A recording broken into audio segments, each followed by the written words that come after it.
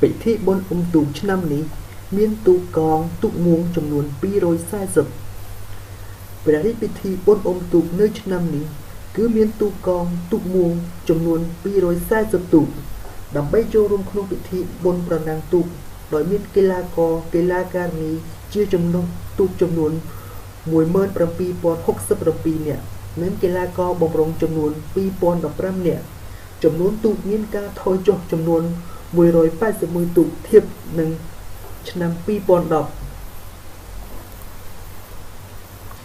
យោងតាមលោក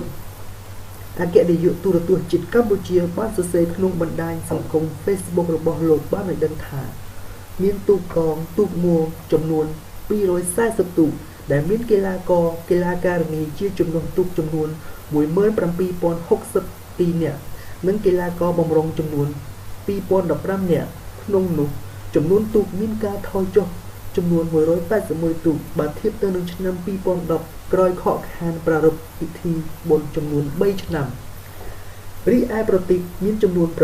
9មានប្រទេសព្រះបរមរាជវាំងរដ្ឋសភារា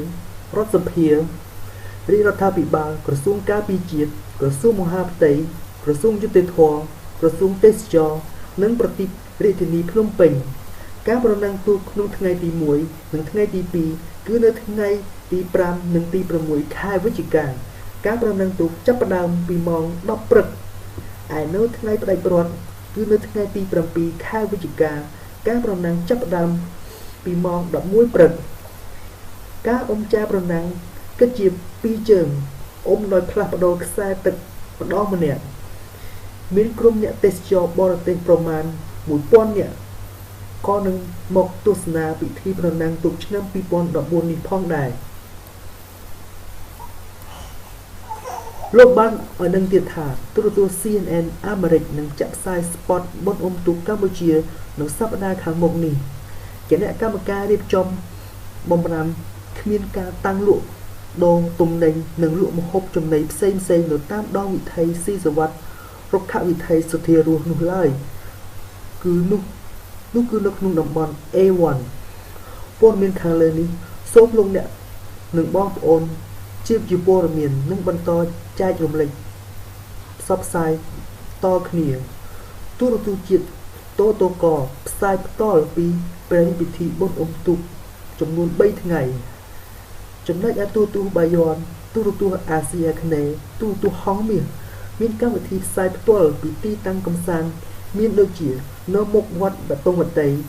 និងនៅកោះពេជ្រ